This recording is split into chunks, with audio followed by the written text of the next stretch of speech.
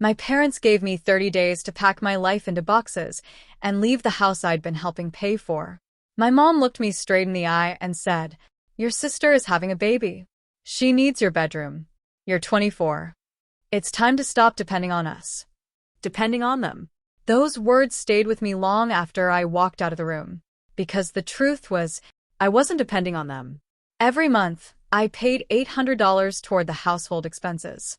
I bought most of my own groceries, paid for my own car, my own insurance, my own phone. The only thing I shared with my parents was their address. If you enjoy emotional family betrayal stories, satisfying revenge stories, and unforgettable journeys where karma finally catches up, subscribe now.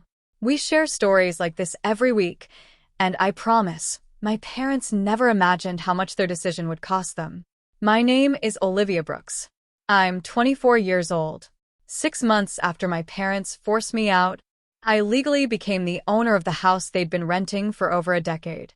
And suddenly, the daughter they couldn't wait to get rid of was the only person who could decide whether they got to stay. Growing up, there were always 2 daughters in our family, but only one of us seemed to matter. My older sister, Madison, was 26. She floated from one job to another. Nothing was ever her fault. Her boss was unfair. Her coworkers were jealous. The hours were unreasonable. Eventually she'd quit, move back home, and Mom would tell everyone she was waiting for the right opportunity. Dad always agreed. She deserves something better. Meanwhile, I got my first job at 17. I stocked shelves after school, saved every paycheck, bought my own first car. When I graduated high school, college wasn't something I could afford without taking on debt I didn't want. So, I went to work. By 24, I was working full-time in a distribution warehouse outside Columbus. The work wasn't glamorous. 10-hour shifts, heavy lifting, concrete floors. By the end of every day, every muscle in my body reminded me I'd earned my paycheck. Every month, I gave my parents $800. Mom called it family rent. She reminded me often, "If you're old enough to work, you're old enough to contribute." I agreed. I never complained. Living at home still cost less than renting an apartment. At least, that's what I kept telling myself. What nobody in my family knew was that the warehouse wasn't my real career. It was simply paying the bills while I built something that actually belonged to me. Every night, after work, I'd eat dinner. Wait until everyone had gone to bed. Then I'd open my laptop. From 10 at night until 2, sometimes 3 in the morning. I'd work on my online business, learning digital marketing, testing products, building my website, talking with suppliers, answering customers, watching tutorials, making mistakes, fixing them, then making new mistakes. Little by little, things started working. The first year was rough. There were months when I barely broke even. More than once I wondered if I should quit, but I kept going. Eventually, one product caught on, then another, then another. Within 18 months, the business was making more money than my warehouse job. A few months later, it was making several times more. I didn't quit my warehouse job. Not yet. The business income was growing quickly, but I wanted to make sure it was sustainable before changing my life. People have asked me why I kept it secret. The answer is simple. Because I knew my family. If they found out I was making good money, it would stop being my money. It would become Madison's money. Madison's bills. Madison's baby expenses. Madison's newest dream. I'd seen that pattern my entire life. I wasn't about to volunteer for it. So, every morning, I put on my steel-toed boots, drove to the warehouse, clocked in, worked my shift, then came home and pretended everything was normal. No one suspected otherwise, least of all my parents. They thought I was barely scraping by. I let them believe it. Sometimes, privacy is the smartest investment you'll ever make. Then one Sunday afternoon, Madison walked into the living room carrying a tiny gift bag. Mom screamed. Dad jumped off the couch. I stood there completely confused, until Madison reached inside and pulled out a pair of tiny baby shoes. I'm pregnant. Mom burst into tears. Dad hugged her so tightly she laughed. Within minutes, they were already talking about turning one of the bedrooms into a nursery. Mom looked toward my room. I smiled. You mean the guest room? Nobody answered. The silence lasted just a little too long. A knot formed in my stomach. Something wasn't right. That night, I overheard my parents talking in the kitchen. The baby needs space. I know. What about Olivia? She's 24. She'll figure something out. I stood frozen in the hallway, waiting for one of them to say, she pays rent, or we'll help her find a place. Neither sentence came. The next few days felt different. Mom barely looked at me. Dad avoided eye contact.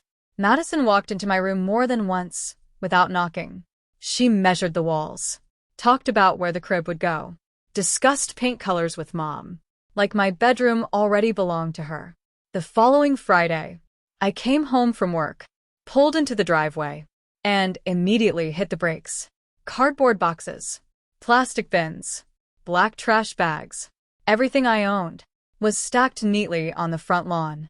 My clothes, my books, my laptop, family photo albums I'd kept in my closet, even the stuffed rabbit my grandmother had given me when I was little. I just sat there, hands gripping the steering wheel, trying to convince myself I was seeing someone else's house.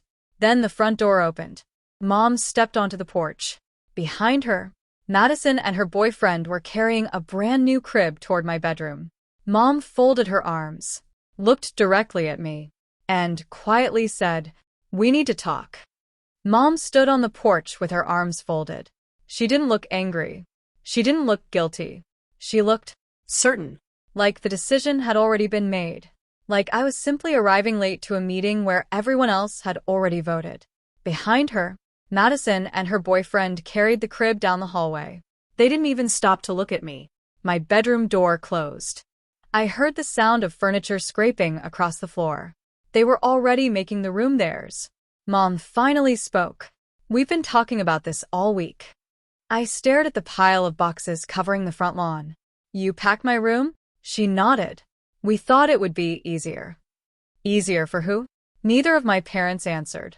Dad stepped onto the porch. His hands stayed buried in his pockets. He wouldn't even look at me. "The baby's coming. We need the space." I looked at him. "So, you emptied my room while I was at work?" He sighed. "We didn't want to fight." I laughed. "A fight? You threw everything I own onto the lawn." Madison finally walked outside. She rested one hand on her stomach. "I don't understand why you're making this so dramatic." I looked at her in disbelief. "Dramatic? You took my bedroom." She shrugged. "I'm having a baby. You don't need that much space." I felt something inside me crack. Not because I was losing a bedroom, because nobody had bothered to ask me. Not once. I looked back at my parents. "I've paid you $800 every month. I've never missed a payment. I buy my own food. I pay my own bills.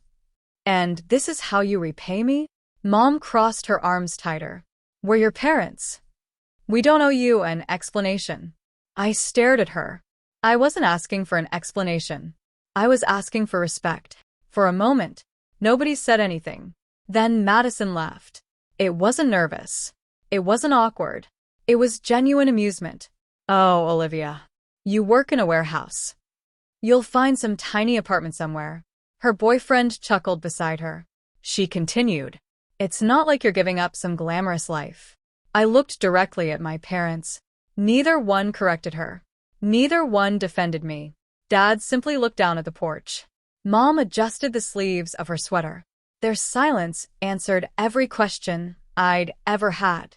I took a slow breath. "When do I have to leave?" Mom answered immediately. "By the end of the month."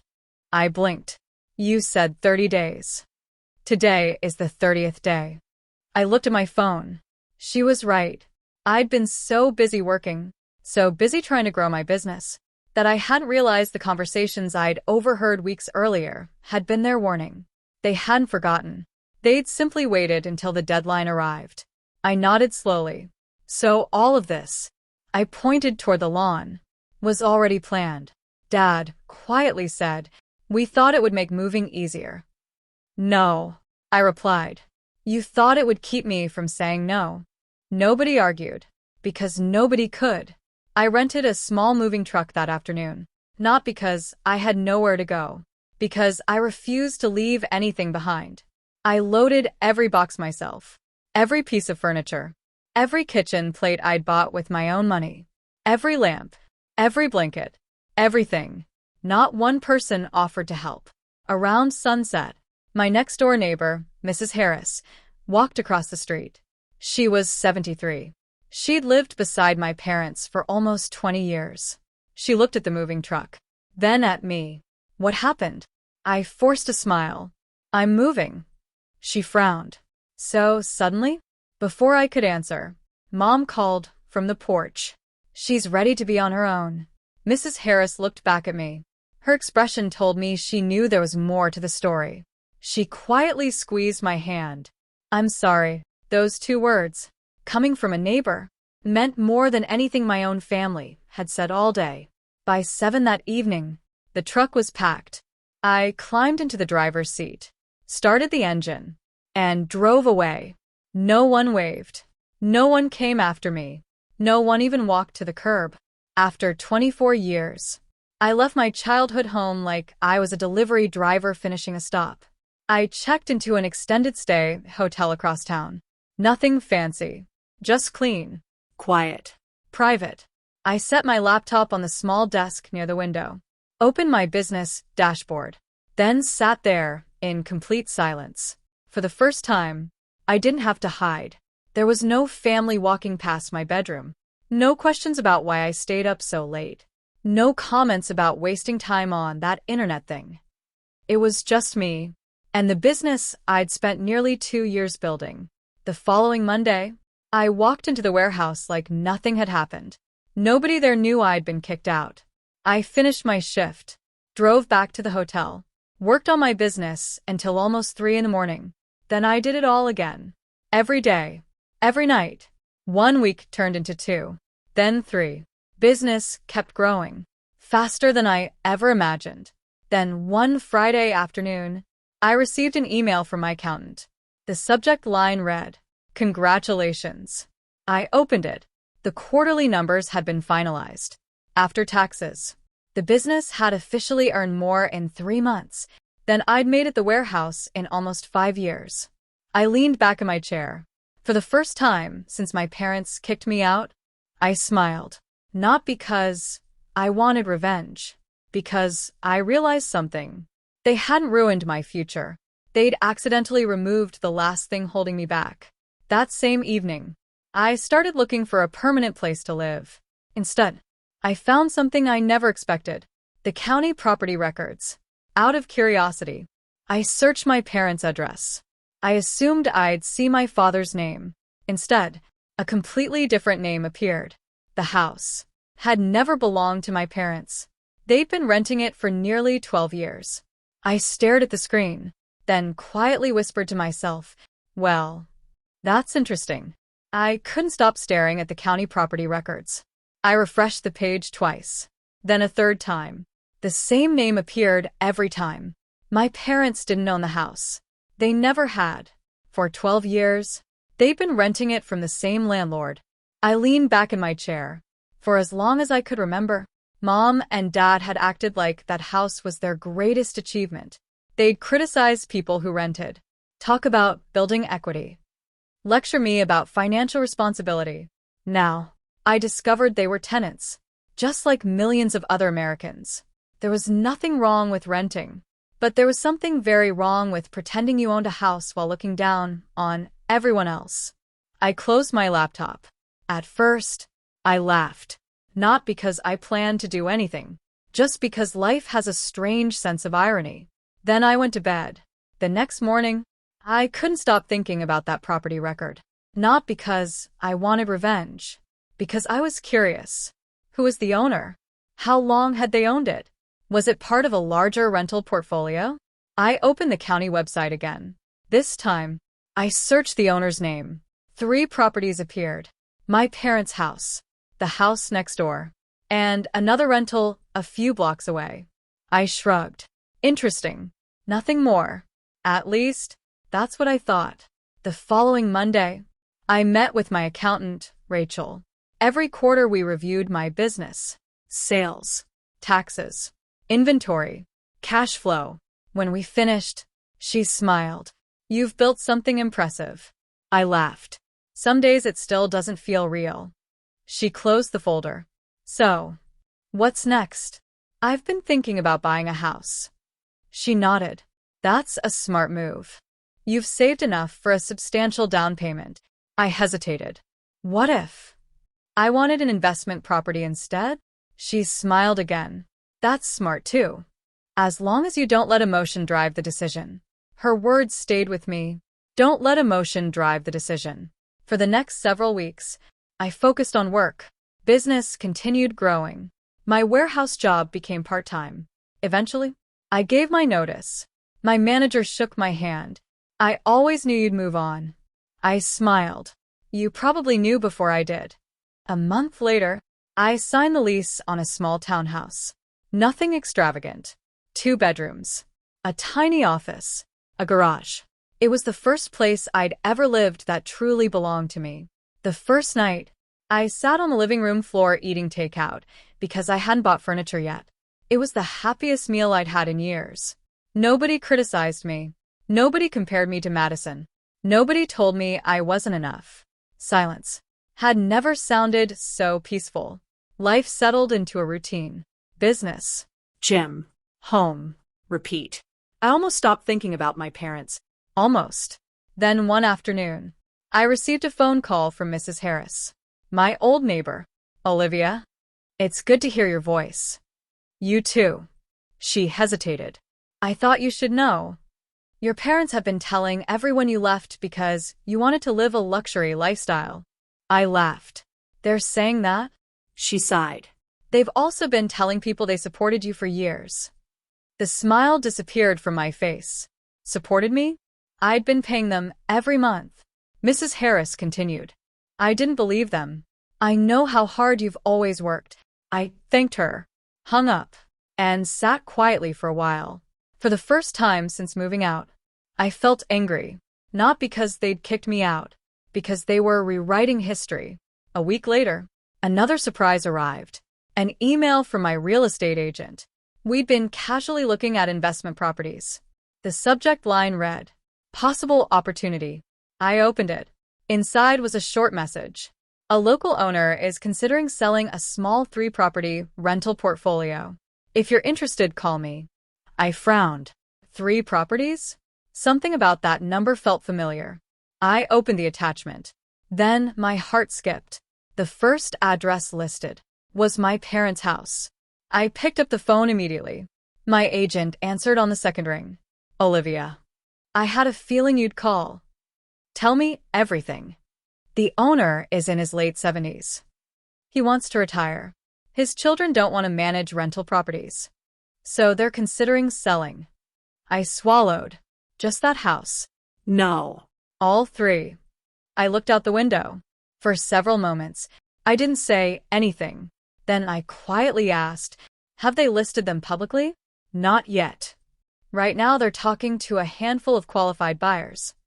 I thanked him, hung up, and immediately called Rachel, my accountant. She listened patiently, then asked the question I expected. Why are you interested? I took a deep breath.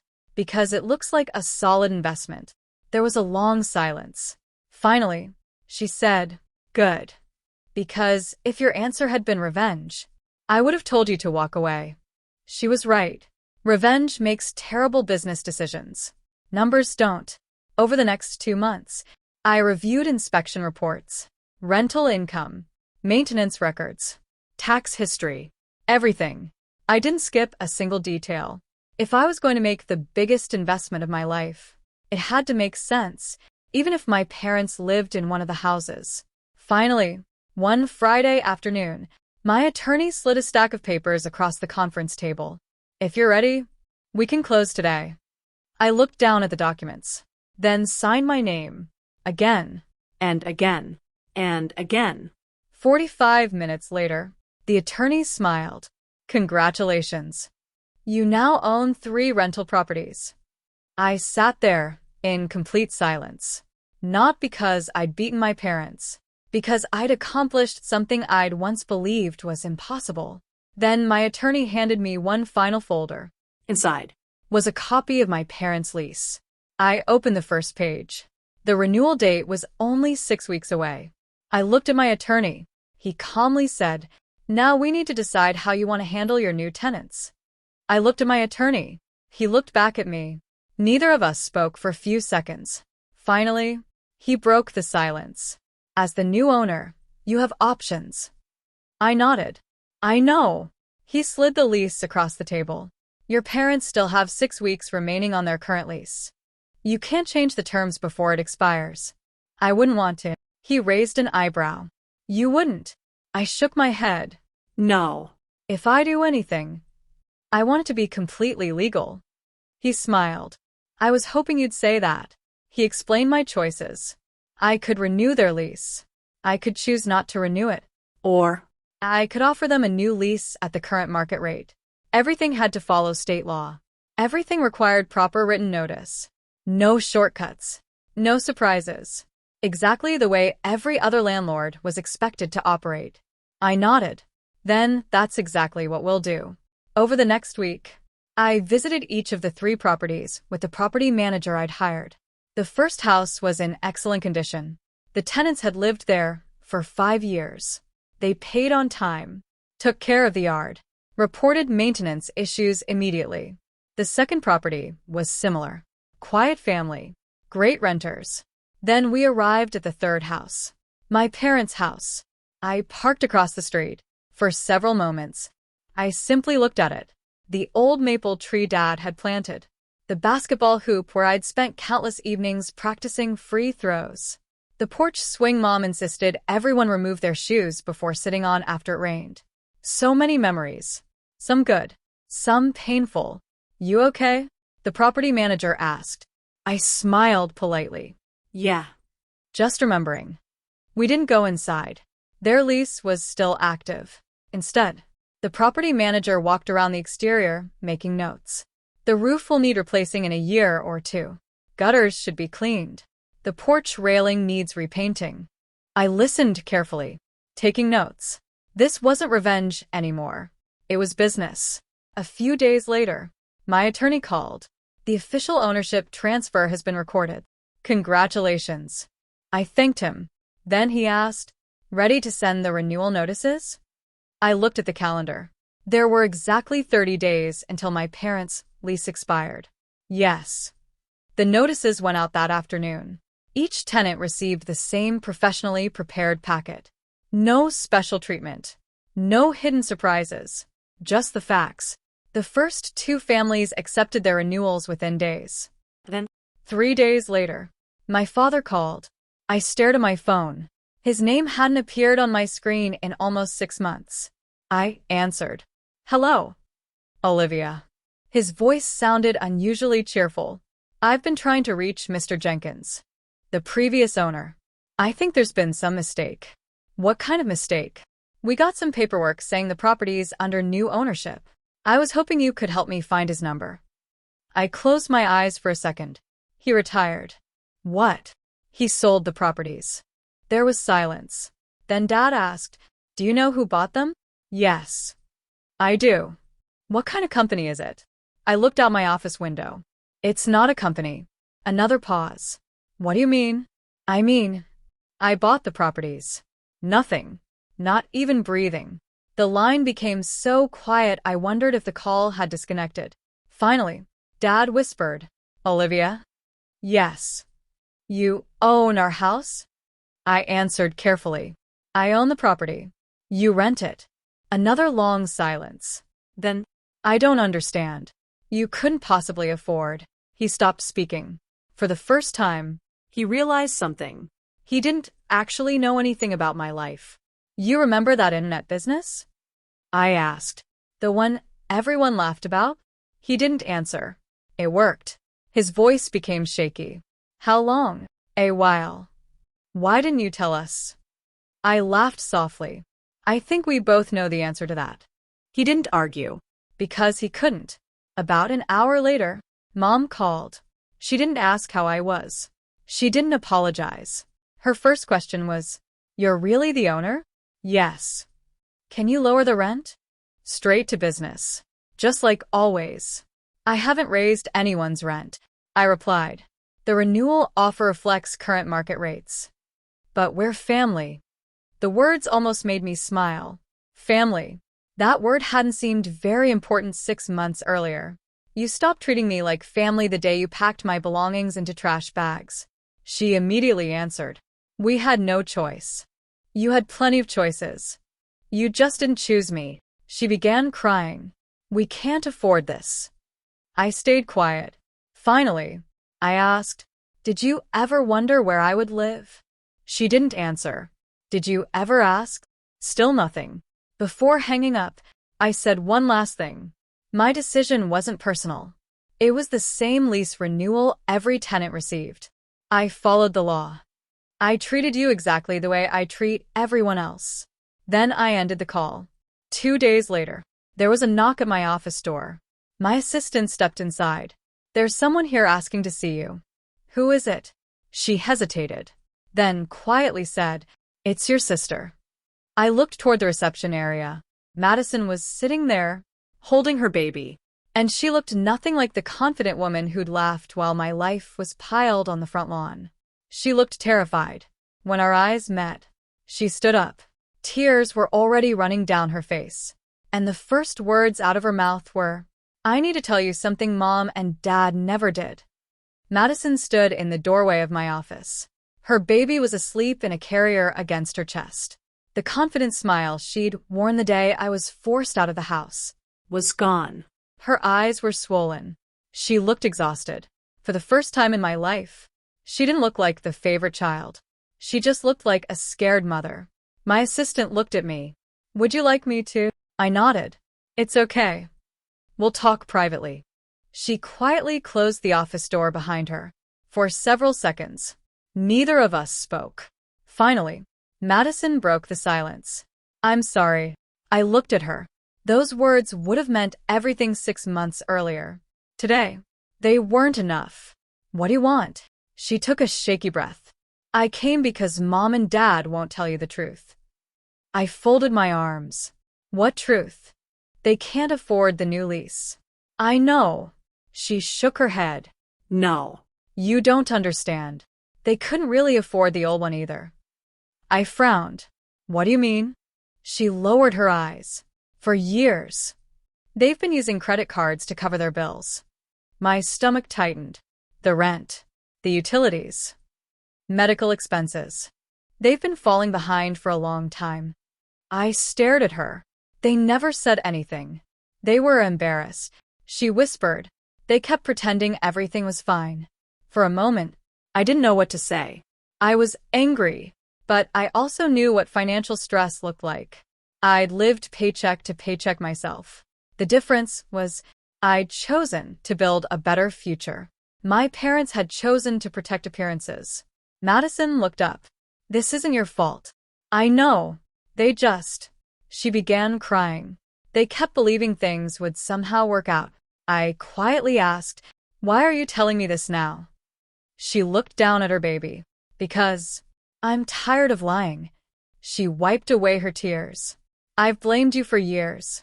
I told myself Mom and Dad loved me more because I deserved it. But after you left, I realized something." "What?" "They didn't do me any favors. They taught me to depend on everyone else. They taught me that someone would always rescue me." She looked at her son. "I don't want him growing up that way." I sat quietly. For the first time, I wasn't looking at the sister who laughed while my belongings sat on the front lawn. I was looking at a woman who had finally been forced to grow up. "I can't undo what happened," she said. "I know, but I wanted you to hear the truth from me."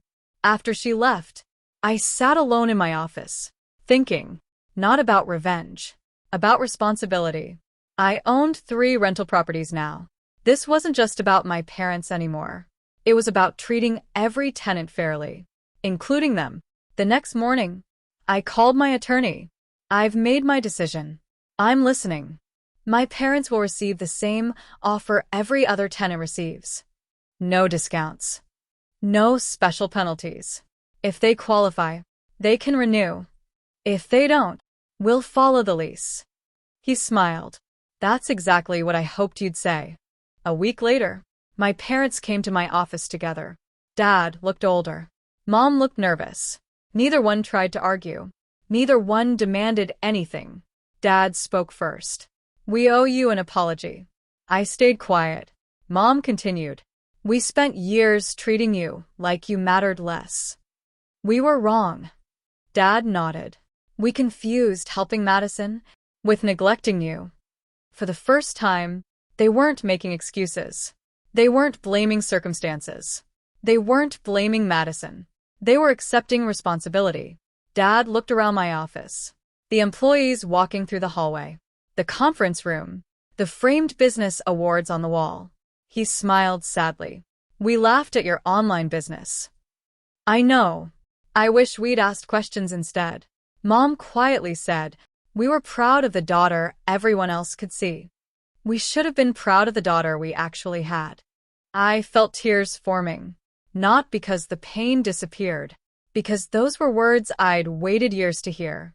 I looked at both of them. I'm not angry because you asked me to move. I'm angry because you treated me like I didn't matter. Mom nodded through her tears. We know. There was one final question. Dad asked it carefully. Are we losing our home? I took a deep breath.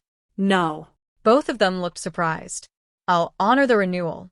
You'll pay the same market rent every other tenant pays. The same rules. The same lease. No special treatment. No family discount. But no punishment either. Dad's eyes filled with tears. You do that. I nodded. I'm running a business. Not settling old scores. Mom reached across the table. I don't expect you to forgive us today. I won't. I answered honestly. Forgiveness takes time.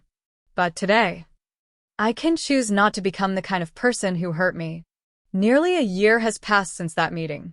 My parents still rent the house. They've never missed a payment. Dad found a part-time job after retiring. Mom stopped pretending everything was perfect. Madison went back to work after her maternity leave ended. She and I aren't as close as sisters should be. Maybe someday we will be. Maybe we won't. Healing isn't guaranteed. It's earned. As for me, I left the warehouse. My business continued growing. I eventually bought my own home. Not because I wanted to prove anything. Because I'd finally built the life I dreamed about during all those late nights at the tiny desk in my childhood bedroom. The bedroom my family believed was worth taking away.